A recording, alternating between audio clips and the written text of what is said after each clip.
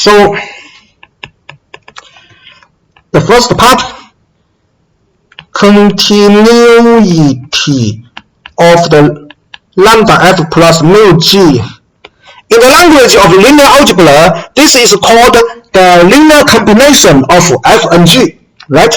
Because the function f and g can be considered as vectors in a suitable vector space, but we don't care about this, okay? So to prove that this function is continuous, we take a sequence xk in A converge to the point A, then by continuity of f and g at the point A, we have fxk converge to fa and gxk converge to ga. Therefore, by the property of convergence sequence in Euclidean space, lambda f plus mu g, the value of this linear combinational function at the point xk, by definition, this is lambda fxk plus mu gxk. So by the property of convergence sequence in Rn, this is converged to lambda fa plus mu ga, which is lambda f plus mu g a by definition.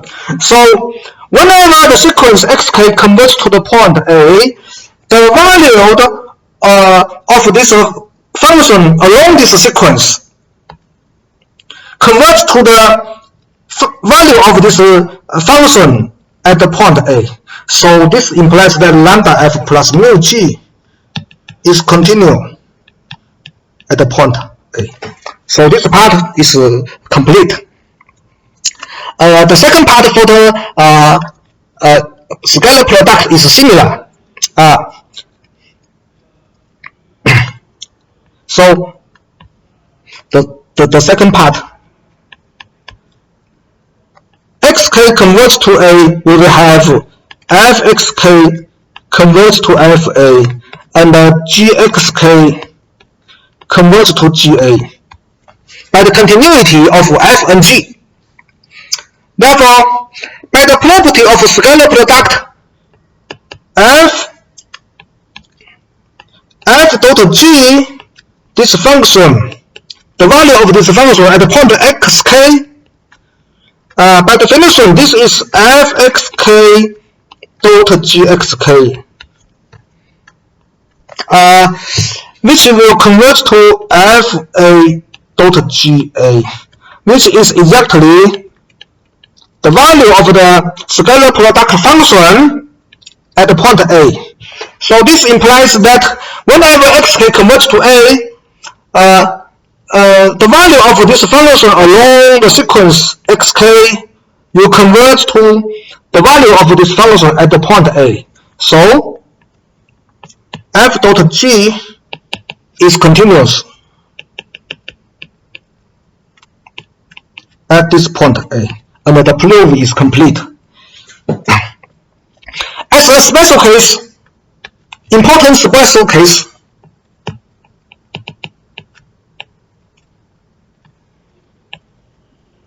that is n equal to 1. Remember our f and g? Our f and g divided from A to Rn. If this n equal to 1, then both f and g are real valued functions. So the scalar product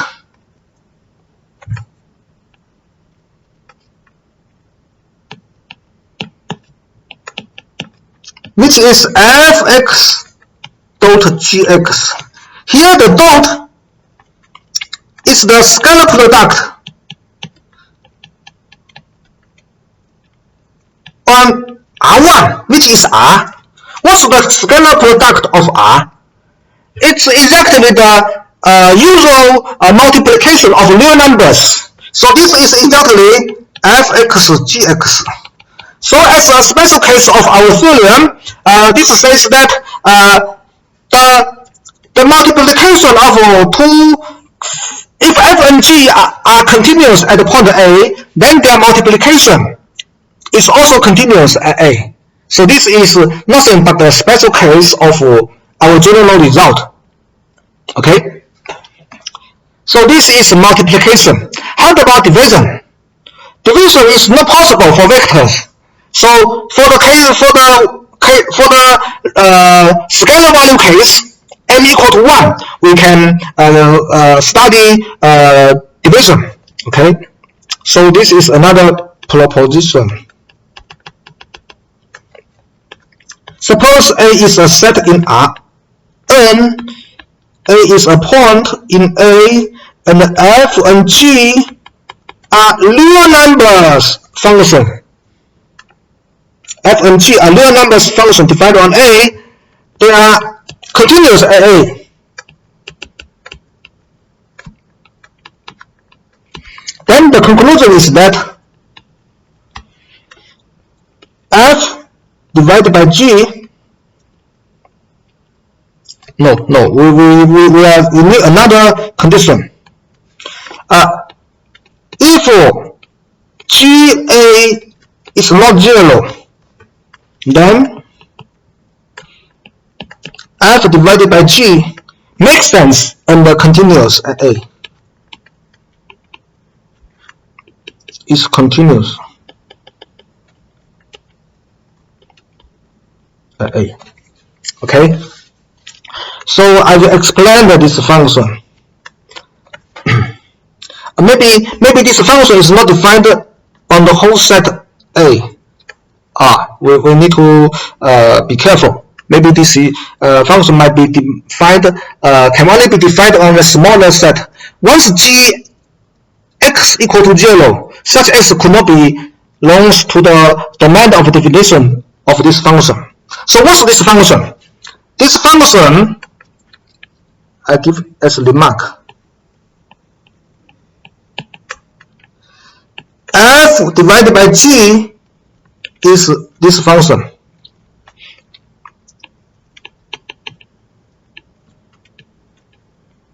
Defined by given x, the value of this x is fx divided by gx. Once gx is not 0, therefore the domain of definition of this function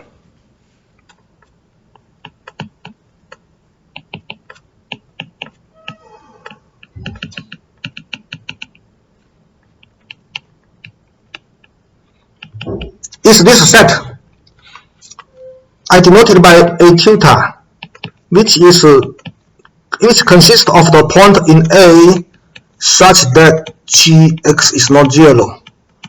For x in a theta, gx is not 0. Therefore, this division is meaningful. So this function is defined. So actually, f divided by g is a function defined on a theta. Now, our result, our proposition tell us that this function is continuous at A. The proof is very easy. I will prove it here. Proof of proposition.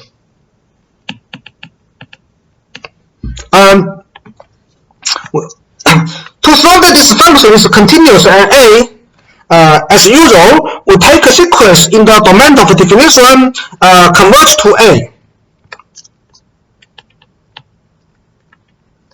Take xk in a theta, xk converge to A. A belongs to a theta because we already assume that GA is not 0. Therefore, A belongs to the domain of definition a theta. So xk converge to A. By the continuity of f and g at A, we will have fxk converge to fa, and gxk converge to ga. So the value of our function along this sequence, f divided by g xk, which is fxk divided by gxk. Again, apply the property of conversion sequence of real numbers. Here fxk converts to fa, gxk converts to ga, and ga is not zero. Therefore, this fraction converts to fa divided by ga, which is exactly the number, the value of the function at the point A. This equal this. The value of this function at the point A. So this argument implies that our function is continuous at A. Okay.